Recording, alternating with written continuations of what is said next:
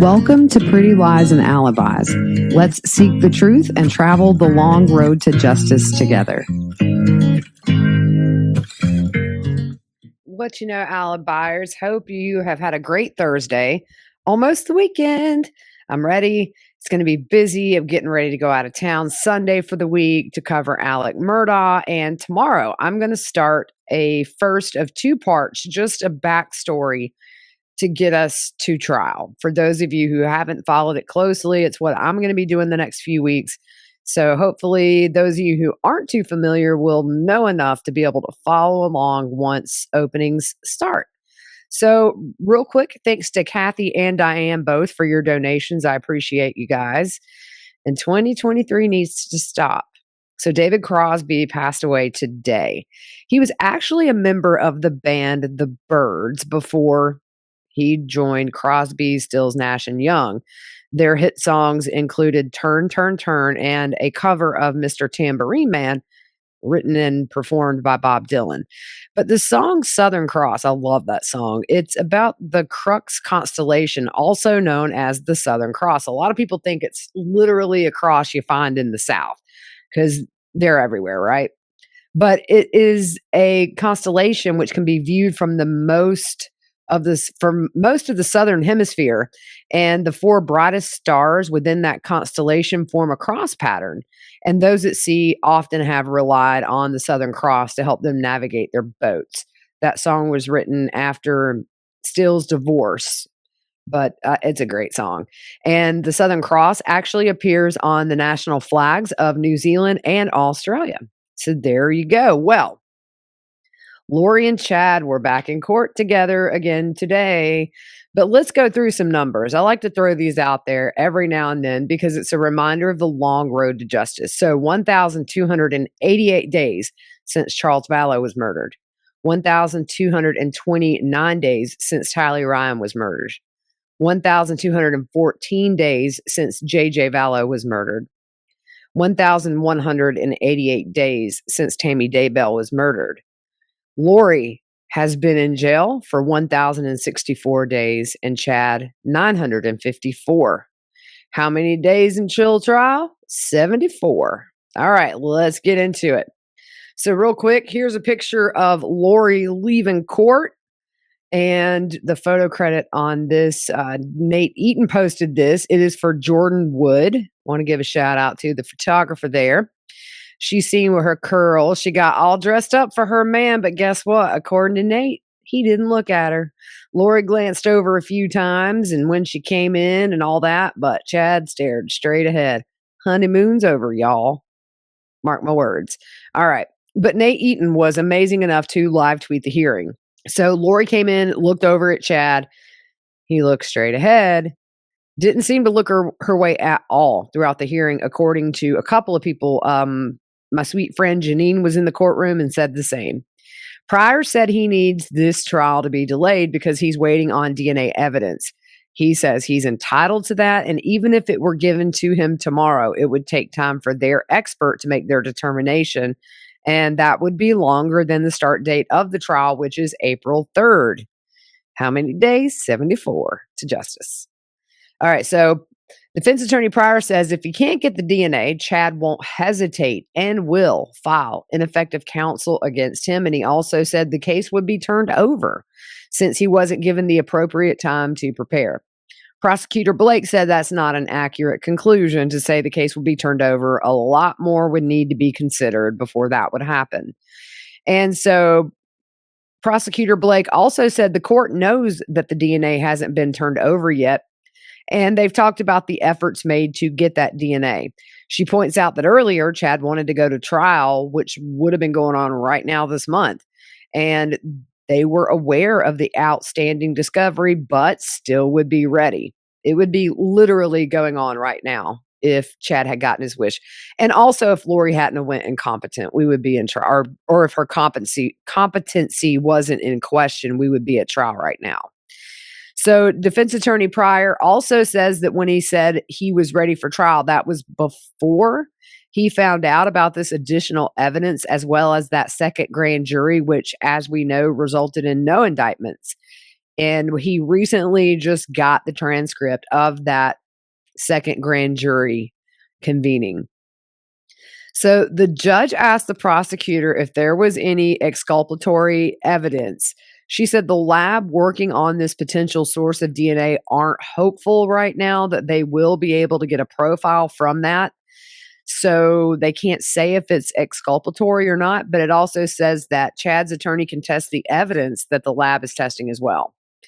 The motion to continue was denied. So points out, Lori's competency not come into question back in September, we would be at trial right now with that date previously that was set for January 9th. We would be 10 days, well, a little less, take off the weekends into their trial, but here we are.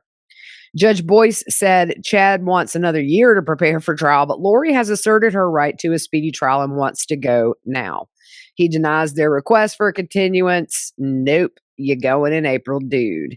So now on to the meetings that Lori wants to have with Chad for a strategy and planning session. Archibald said with over 100 witnesses set to testify in this case who can talk to one another, there's two that can't, Lori and Chad. Yeah, because they're co-defendants and typically they can't talk. He asked for a court order today that Lori and Chad can spend 30 minutes together in the jury room with both of their attorneys present.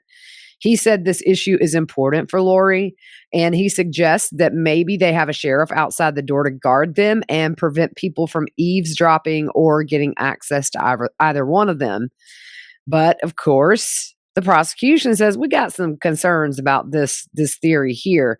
She points out that both Lori and Chad have attorney-client privileges, but not those same privileges with the other's attorney. She said there can be no settlement meeting if the state is not a party to that. You can't negotiate a settlement if the state is not involved. So Chad's attorney, John Pryor, pretty much said, this ain't what we want. He said, Mr. Daybell and I are going to present a defense. I took issue with the word strategizing Mr. Archibald's motion used in his pleadings. I'm not going to strategize with anybody. I'm going to present our defense. These meetings are going to be trial prep. There's going to be no strategizing. This is a trial prep.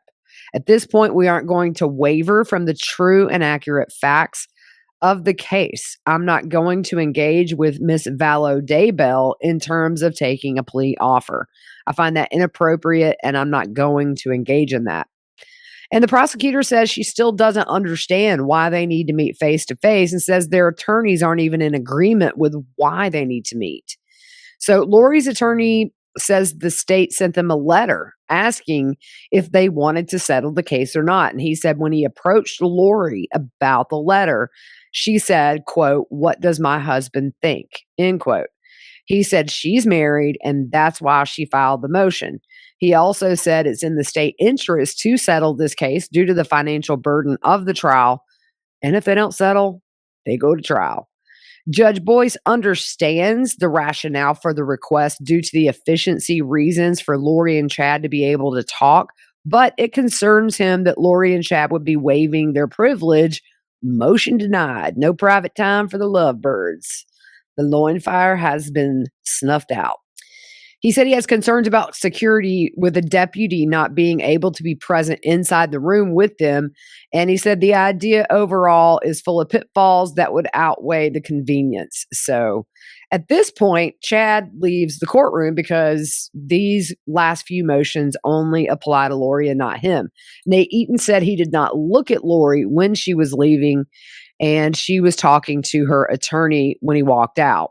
They took a little quick recess and came back to discuss taking death off the table for Lori. So her attorney, Mr. Archibald, said he understands this is usually denied by the courts and it's left up to the appellate court. He says decisions about death are flawed. Jurors are humans and subject to error and sometimes making decisions before even hearing mitigating factors. He also said jury selection can be biased and the jury instructions can be complicated. He says, as an attorney who has done many death penalty cases, they try to reach a settlement before it goes to trial. He said some lawyers who take death penalty cases say you've lost already because the jury is prone to convict the defendant and they essentially have what he calls a license to kill.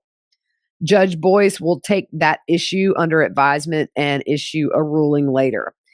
And the next motion was defense attorney Archibald arguing that Judge Boyce should declare Idaho's death penalty unconstitutional and said if she does get death, will she ever even be executed? He asks why the state seeks death if they really have no intention of carrying out an execution.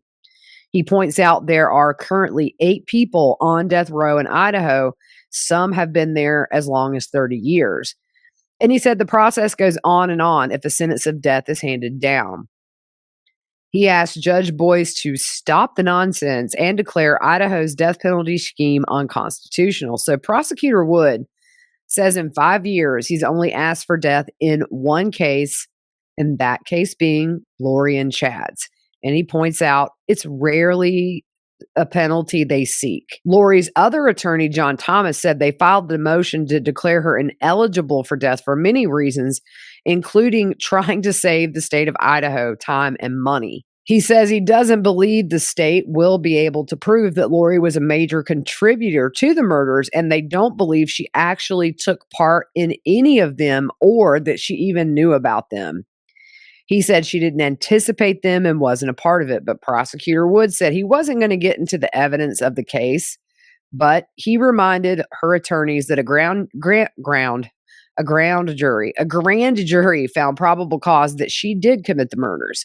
He says the state will be able to prove she intended for JJ, Tylee, and Tammy to die. We know that as a busy parent, you don't have time to completely overhaul your life in the new year. One change that's easy to make that will make your life easier in 2023 is Little Spoon. Most of the baby and kid foods at the grocery store is heavily processed and often on the shelf longer than your little one has been in this world. Not cool, and not the quality nutrition our kids deserve. Little Spoon makes everything fresh, organic, and uses absolutely nothing artificial. It's just like homemade, all delivered to your door and ready in seconds. From baby food to big kid, Little Spoon has you covered for years. Little Spoon even hides vegetables and chicken nuggets, mac and cheese, and more. Their smoothies come in pouches that make on-the-go snack easy, healthy, and tasty. And yes, I tried one. They're great. Did I mention it comes right to your door? It's flexible, easy, and everything stores in the refrigerator or freezer. You can pick your menu for a variety of foods to introduce to your child. The price is right, the quality is unmatched, so make this year's chaos a little more manageable with time-saving, delicious, and healthy meals and snacks your kids will love. Go to littlespoon.com and enter my code WhatTheWorld at checkout to get 50% off your first Little Spoon order. That's littlespoon.com and enter WhatTheWorld for 50% off at checkout. Our next partner is Athletic Greens. I take AG1 by Athletic Greens literally every day. I gave AG1 a try because I'm always busy and my diet isn't the best, but I still want to get all the vitamins my body needs without taking a ton of pills. I take AG1 in the morning before my first cup of coffee, and it makes me feel ready to take on my day. Why take a bunch of different things when you can just mix 1 scoop of powder in water once a day? It's the healthiest thing you can do in under a minute. With 1 scoop, I'm getting 75 vitamins and minerals that help my mood, energy levels, and healthier hair, skin, and nails. It's delivered to me every month, and it's been the easiest way to arm my body with everything it needs to tackle my day. If you're looking for an easier way to take supplements, Athletic Greens is giving you a free 1-year supply of vitamin D and 5 free travel packs with your first purchase. Go to athleticgreens.com/whattheworld. That's athleticgreens.com/whattheworld. Check it out. So, in his final motion, Archibald said he objects to getting rid of jurors who say they cannot choose death due to personal reasons. He says that causes more juries to be prone to convict. He also mentions that many states have abolished the death penalty just because the standards of decency and our communities change as time goes on. He also says the state is fiscally conservative and the death penalty is the opposite of being fiscally conservative. Prosecutor Rachel Smith said the motion is asking the court to set aside the will of the people of Idaho, and it's almost like asking the court to be a super legislature. She reminds the court that jury instructions say they must be able to follow instructions they're given and not apply their personal beliefs to it. Judge Boyce again will take this under advisement and issue a ruling later. So the good news is it looks like we are headed to trial April the 3rd. I mean, it makes sense. We just read all these days since the murders, since they were both jailed, and it's just time. They've had so much time to prepare their cases, both sides. And I know for Lori, she had Means kicked off the case, and then you have two new attorneys, but they're ready to go. So, it'll be interesting to see what comes of this DNA, but it doesn't seem like it's going to be anything to delay the trial because he said, nope, we're going in April. And it's not like they're having that trial at the courthouse there in Fremont County. They're going to Boise. It's far away. They are making arrangements as we speak to accommodate a 10-plus week trial. I think it might go longer than 10 weeks. A big case. You're talking about 3 bodies. You're talking about 3 murders, 3 humans that have to be represented and their stories told. And then we got to bring it all together to the guilty parties and get the verdict. So I'm ready for this trial. It is way past time for justice for these victims, their families and friends and loved ones. And don't forget, Lori still is facing charges in Arizona for Charles for conspiracy to commit murder. And it's just too bad that Alex, in my opinion, checked out way too conveniently at too convenient of a time the day after they exhumed Tammy Daybell's body. But hey, blood clots, they say. Real quick in Athena Brownfield, Ivan is being extradited today from Arizona to Oklahoma. So he should have his appearance there in the next couple of days. So moving on to Anna Walshe. Her mom spoke to NBC News and said she just has one wish, and that is that her daughter is alive. And it's just so sad to read. All signs point to the fact that she was brutally murdered and dismembered. And unfortunately, like I said in yesterday's episode, it seems like where he placed her remains, that trash was incinerated and destroyed before investigators could get to it. So may never find a body, but there's plenty there. You don't need a body to charge somebody with murder, as we know. But she said, I think that she just left somewhere to get away. Maybe she was tired of everything. It is only my assumption. I still don't know the truth about what happened. I just hope she is alive, anywhere but alive.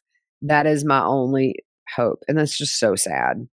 Her mom's older and far away, and I'm sure she feels very helpless. But she now thinks her daughter pleading with her in a text to come to their home immediately on Christmas Day could have indicated that there were some problems in the house. Her mom said she told Anna that she texted in the evening urging me to come to Washington the next day. She responded to Anna, I can't get myself together in one day. I'm 69 years old. I have to get my medication and 1,000 other things, and suggested she give her another day. She said Anna called around midnight on New Year's Eve as it turned into the new year, and then a call at 1 a.m. Her mom missed both of those calls. She also called her older sister, who missed that call as well because she was asleep. And then after that, tried to call a woman who was her maid of honor at her wedding.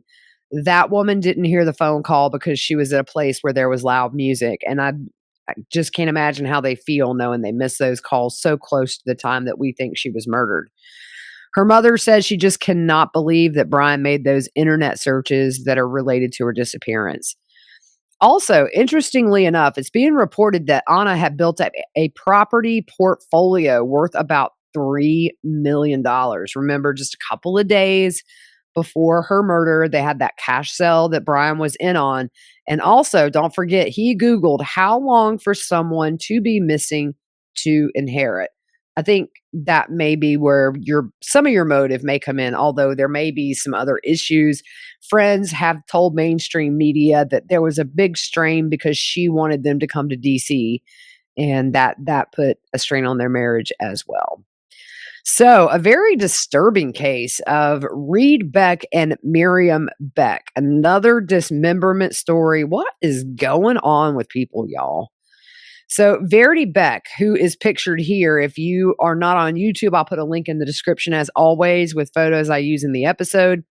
She's charged with shooting her parents. Reed, who was 73, Miriam was 72. Both of them shot in the head once. And get this, she used a chainsaw to begin dismembering them before putting parts of their bodies into a trash cans that were inside the house. The bodies were actually discovered after the couple's son and her brother Justin drove by the house because he hadn't spoken to either one of his parents since January the 7th. There were no lights on in the house, so he came back later that evening around 9:30 and actually brought his sister some soup because she complained she wasn't feeling well. He found his sister, Verity, then his dad's body in a downstairs bedroom on the floor covered by a bloody sheet. He talked to his sister for a half hour, and she said things at the home had been bad, and he said they needed to call police. She said she needed more time. Now, he knew his sister had a handgun or two, so he left and went home and called the police. When they arrived on scene about 10:30 p.m., they tried making contact with Verity, but she didn't respond. So they set up a perimeter around the property, and then they sent a remote-controlled robot to look around that first floor, as well as they deployed a drone to look into the second-story windows and still didn't see her. So just after midnight, officers entered the house and immediately smelled a strong odor. And it's one, if you smelled it, you never forget it. They announced their presence, and then Verity approached them. When asked where her parents were, she said they're dead. She was cuffed, taken out of the home. So officers found a chainsaw near the body on the second floor and 2 trash cans in that bedroom. One can was empty and the other was heavy. The one that was heavy had various body parts in it. Both victims were in various stages of dismemberment. And I believe her father was also decapitated. So they found the decomposing bodies of both the mom and the dad. And they also found a pillow that had bullet holes in it, which is likely from her covering their face with a pillow before firing the shot that killed them both. Investigators did find a safe in the house that appeared to have been tampered with. I think there were some drill marks. Somebody was trying to get in there. But other than that, they really don't know anything about a motive just yet. Her brother said he had gotten texts from who he thought was his parents over the last 10 days before the discovery, but normally he talked to his mother every day. They found 3 handguns in the house. 2 of those were registered to Verity. As of right now, she's charged with 2 counts of first-degree murder, 2 counts of third-degree murder, and other charges related to the murders. They didn't list those charges. I'm sure it's going to be tampering with a corpse or something to that effect. She was in court yesterday for a preliminary arraignment and was held without bail. And so just insane. People just have gone mad, y'all. People gone crazy.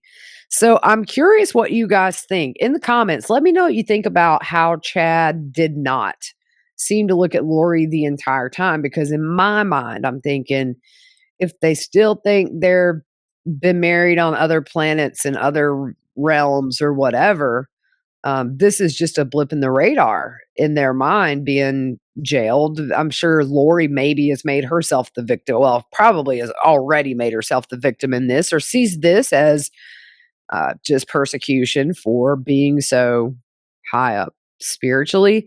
But I think it's very telling that he didn't look at her and she did glance his way several times. So what do you think? Is the honeymoon over, or is Chad just trying to be a good boy in court? I think the honeymoon is over. So I think there's a good chance I'll be going up for some of that trial, hopefully a good bit of that trial to cover it. And it's going to be very weird to be in a courtroom with the 2 of them ever. And people I've talked to that have been in there with them say it is bizarre. I mean, and I've seen it in other cases where I've covered Jodi Arias, especially was the first time that I'd actually followed a trial on TV and reported on it, and then was able to go sit in on some of the testimony. And it's very surreal to see that person you followed in the news, in the flesh, and then you think about the crimes they're accused of doing, and it's very chilling to the bone. So, anyways, so tomorrow I'm going to put out the first part of the Murdaugh kind of 101, where it's just a crash course in everything from Stephen Smith all the way up to where we are before trial. I'm not going super in depth with everything. This is just kind of skimming the surface, but we are going to focus a bit on the boat crash because I do believe that that boat crash is kind of what set all of this into motion. And with the lawsuit, the financials were going to come out. And so we're going to kind of focus on all the main points so far that have got us to where we are. So if you're not familiar with the story that much, but don't want to watch hours and hours of the documentaries that have been put out already, I'm just doing kind of a backstory as I typically do with every trial I cover. So I'm going to put that first one out tomorrow. And with Monday being jury selection, I'll be there, but I've got some things to do that day. So I don't think jury selection is going to be enough for a whole episode that night. I will touch on it, but I plan to do part 2 of the kind of catch up of the Murdaugh. I'm calling it Murdaugh 101. I say crash course, and then I thought, no, because of the boat crash, I just really try not to, I really try to think of things before I put it out there so it's not offensive to anybody. But yeah, so look for that. And so I'll see you tomorrow. I hope you have a good rest of your evening. I hope your work day is amazing tomorrow. If you work, if you're at home, I hope you have a great chill day or get a moment to yourself. In the meantime, I'm actually going to watch part 2 of the HBO Max Murdaugh series with Grammy because she's all into it now. He's meaner than the devil.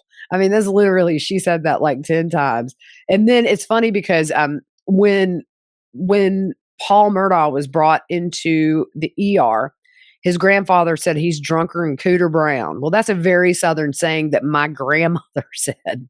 He's drunker than Cooter Brown. So I'm going to go watch that with her and see you guys tomorrow. Have a good one.